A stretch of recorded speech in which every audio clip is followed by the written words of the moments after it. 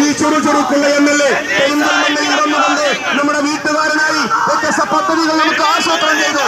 നമ്മൾ മനസ്സിലാക്കുക, പ്രിയപ്പെട്ട നജീബ് സാഹിബ് ഈ മണ്ഡലത്തിൽ വിജയിച്ചത് 38 വോട്ടിനാണെങ്കിൽ 10,000 വോട്ടിന്റെ ഭൂരിപക്ഷത്തിൽ ഈ പ്രിയപ്പെട്ട ജനമായ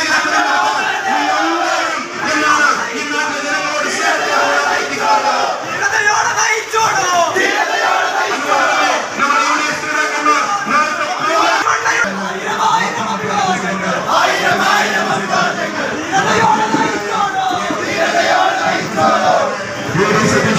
നാളെ വൈകുന്നേരം 5 മണിക്ക് കരിക്കിലത്താണിയിൽ പ്രസംഗിക്കുന്നു.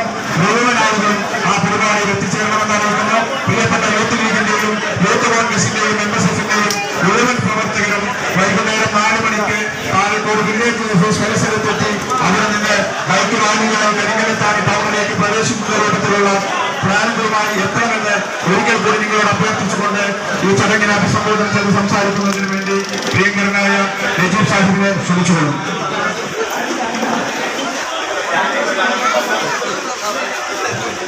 പ്രിയപ്പെട്ടവരെ, ബഹുമാനനായ നജീബ് സാഹിബ് നിങ്ങളെ നേരിൽ കണ്ട്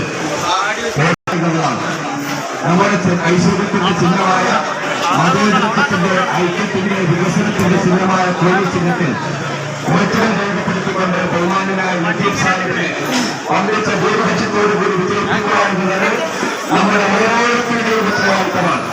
നാളെ ബഹുമാനനായ VD സതീശൻ നമ്മുടെ പ്രതിപക്ഷ നേതാവ് കരികിലത്താണിയുടെ മണ്ണിൽ എത്തിച്ചേരുകയാണ്. നാളെ വൈകുന്നേരം 5 മണിക്ക് കരികിലത്താണിയിൽ എത്തിച്ചേരണമെന്ന് അറിയിക്കുകയാണ്.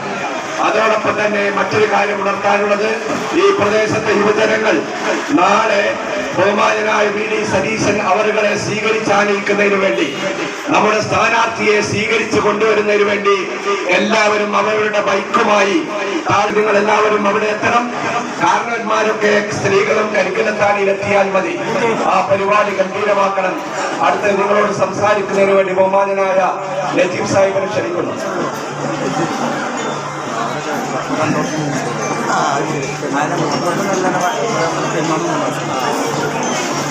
ഏറ്റവും ആദരണീയരായ UDFന്റെ നേതാക്കന്മാർ, എൻ്റെ സ്നേഹനിധികളായ സഹോദരിമാർ, എൻ്റെ കുട്ടികളെ, എൻ്റെ മക്കളല്ലേ, സെറ്റല്ലേ?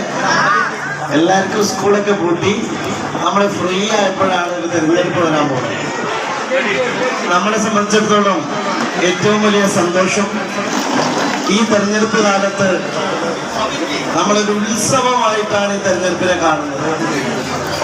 നമ്മൾ ഇബ്രാഹിം പടിയിൽ നിൽക്കുമ്പോൾ ഈ ബൂത്തിനെ സംബന്ധിച്ചിടത്തോളം എനിക്കേറെ മതിപ്പുള്ള ഒരു ബൂത്താണ്. ഏറ്റവും നല്ല ഭൂരിപക്ഷം കിട്ടുന്ന ബൂത്തുകളിലൊന്നായിരിക്കും ഇബ്രാഹിം പടി. നിങ്ങളുടെ ഈ ആവേശം അതിശക്തമായ പ്രവർത്തനമാക്കി മാറ്റണം. നിങ്ങളൊരാഴ്ചക്കാലം എനിക്ക് തരില്ലേ? റെഡിയല്ലേ? ഒരാഴ്ച നമുക്ക് കഠിനാധ്വാനം ചെയ്യേണ്ട സമയമാണ്. ഒരു വീട് പോലും വിട്ടുപോകാതെ, ഒരു വീട് പോലും വിട്ടുപോകാതെ ഈ കുട്ടിക്കൊട്ടാളത്തെ മുഴുവനും നിങ്ങൾ വീട് കയറ്റാൻ കൂട്ടണം. എന്നിട്ട് അവരോട് പറയണം, നിങ്ങൾ പറയണം, ഞങ്ങളുടെ ഭാവിക്ക് വേണ്ടി പ്രവർത്തിക്കുന്ന ഒരാൾക്ക് വേണ്ടിയാണ് ഞങ്ങൾ വോട്ട് ചോദിക്കുന്നത് എന്ന് പറയണം.